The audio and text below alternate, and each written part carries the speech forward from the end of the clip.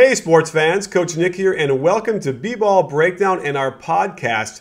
Don't forget the complete audio podcast will be available on iTunes and Stitcher and our website, so if you want to hear the whole thing, click over there. But without much ado, I want to introduce our guest, Bobby Marks, who is the former Nets assistant GM. He's been part of the organization for 20 years. And Bobby, thanks for coming on the show and joining us.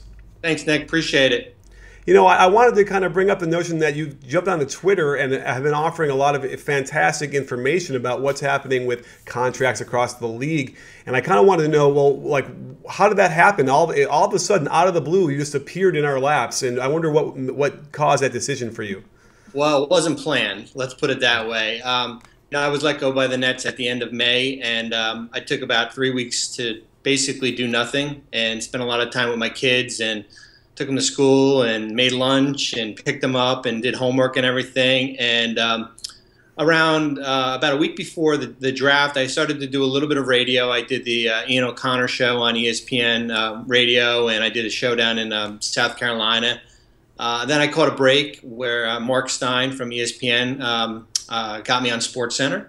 And I did ESPN 2 weekends in a row on, I did Saturday morning SportsCenter at the end of before the draft and after the draft. And then I just started to tweet some philosophies out just about what people should look for when free agency starts. Who are some of the teams that could be, the sleeper teams. And a lot of people just started picking up on it. When you work for a team like I did for the Nets for about 20 years, Twitter is not really a big thing. We all have it, but we really use it just to follow.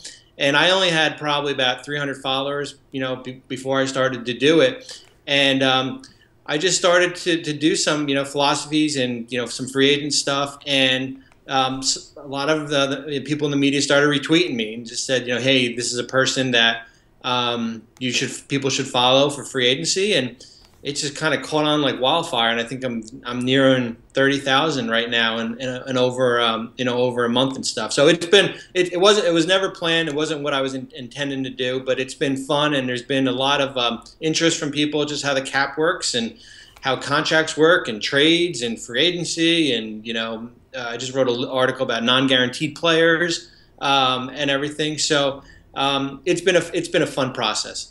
Well, you're filling a void because there isn't a lot of expert cap analysis or free agent and general manager stuff on Twitter. And some of the guys that we do know who do it really well, they're not very they don't tweet a lot, basically. So when you came in there, all of a sudden it was like a great resource, especially because of your background. What I thought we could do is a quick exercise. A lot of the times when I've seen you or heard you recently, it seems like who you're talking to, who the audience is listening is, they're already sort of in tune with a lot of what's happening and what these terms mean. And I certainly, as an X's and O's guy, try and stay away from it because that's when I get into trouble. I know just enough to be dangerous with certain, phrases and words. And I thought I could run you down the list, and perhaps you can give us a quick definition or an overview of the different concepts. You think you can handle that? You're putting me on the spot, but let's go ahead. All right. Well, I'm trying to put you on a spot in a subject that you know well. So. This is in no particular order. I was just jotting down these terms. Here's the first one that we have: a cap hold. Yeah, excuse me. It's when you go into free agency, it's the number that the league puts on your unrestricted or your restricted free agents, and basically they want you to take care of your free agents first before you can go back and sign another free agent from another team. So it. Excuse me, it's a percentage of your previous year, based on either 150 or 190%. So if you're a team that has cap room, but you have a free agent, there is a number that is a hold on that. So it won't allow you to go out and sign a free agent, then come back and sign your own. So it's a hold that it closed a loophole, the last, couple years with the CBA and everything. But that's what the cap hold is for. Okay. Now, we've seen a couple of these teams doing a very interesting order of operations here to be able to make the cap work for them. And for some reason, it does sound like they've circumvented that. Is that the order they're still following, where they have to sign their own free agents first? Well, it benefited a team like Boston, where they had Jay Crowder, who was a second round, player. He was on a minimum contract, so he had a really low cap hold. I think his cap hold was a little over $1 million. He actually signed for $7 million per year, 5 for 35. So what they were able to do is they lined all their books in order. Crowder was actually the person they signed to be able to go out and sign Amir Johnson, and they re-signed Jerebko. They did the trade. They signed their own draft picks. Jordan Mickey. They did the Perry Jones trade. There was a lot of different transactions, and because of Crowder's low cap hold, they were able to do all that. So it benefits when you have a second round Draymond Green, even though Golden State is a tax team. Chris Middleton in Milwaukee, he had a low cap hold because he was coming off a minimum number. They were able to go out and sign Greg Monroe, and then come back and sign Chris Middleton. Aha, that makes sense to me. So basically what you're saying was, had they signed Jay Crowder to the Celtics before Amir Johnson, then they would have been over the cap, and then they could not have signed Amir Johnson as a regular free agent. That is correct, yes. Okay, I got it. I'm excited. Okay, cap hold. Okay, now, well, let me ask you this, because we're looking at a lot of GM coaches now, and the interesting thing is that they're across the table in a negotiation setting for the offseason or whatever that period is, and if it goes bad, and yet they end up signing him, but it's an awful contentious negotiation process. The problem now is you got to coach that guy.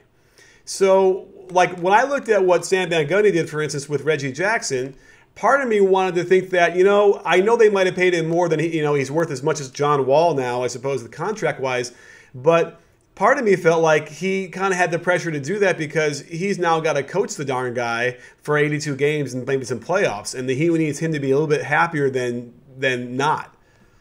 Well, I think with Reggie, I think the Greg Monroe exercise last summer kind of left a bad taste in their mouth, where they had Monroe sign the qualifying offer, and that kind of really limited what they can do with him during the year. And then, of course, he went to Milwaukee. So I don't think that Detroit wanted to be put in that position again, where they kind of draw a line in the sand and said, this is what we're offering, take it or leave it, and have a player like Reggie Jackson sign the qualifying offer and kind of be in the same boat with like they had with Greg Monroe. So, they did have to overpay him. I agree with you there. Considering what I think his what Oklahoma City had offered was like 4 for 36, somewhere around there. So he was he got more than the $9 million that he did a year ago that he actually turned down.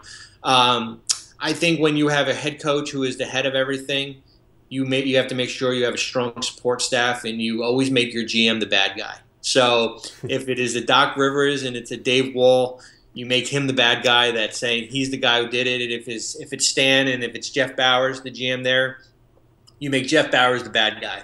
Okay. So you make him. That's kind of how you deal with it, because Stan at the end of the day isn't in the room negotiating with the agent, as well as Doc. I think they're two right hand men are doing that. Speaking of the draft, I got 2 questions for you left. Is the draft a complete and utter crapshoot as it appears to be? It is. It's hard. It is. As I said before, college scouting is so hard. I saw Harrison Barnes when he was in college, and I thought he was an okay college player, and I think he's probably a better pro than he was at North Carolina. But it is such a crapshoot, and I think that's why you've seen teams that have been enticed with draft picks that were offered. You saw this past year where Charlotte was offered a boatload from Boston to trade number 9 for future picks, or Miami was trade, where a lot of teams would rather have the known right now than the unknown, which are future picks and stuff. But I've seen a lot of players drafted 15 to 30 that turn out better than players in the lottery. We all see that teams get scared away from players that are in school for 4 years. So there are a lot of players in that 20 to 30 range that probably have not as a high a ceiling, but are going to be pretty solid players. But it is a crapshoot unless you've got that LeBron James, Kevin Durant type players that kind of are in the mix.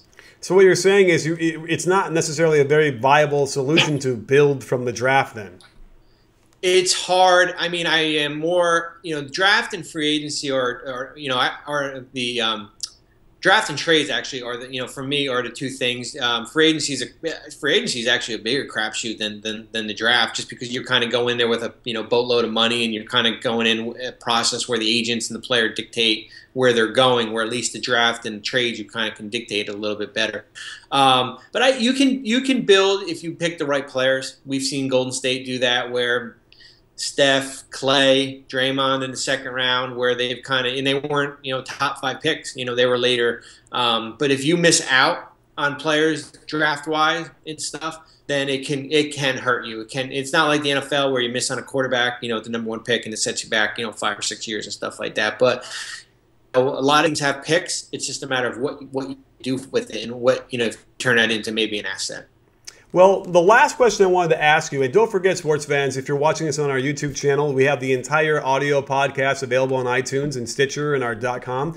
So check it out in the link on the screen or below. But the last question I have for you is, when you're tracking players and trying to figure out how you're going to build your team and who you want to attack on free agency, like how many years ahead are you tracking contracts? I mean, I'm assuming you have some sort of big board and when people are going to be available or not, and all that kind of stuff. How many years in advance do you have to be part of the front office?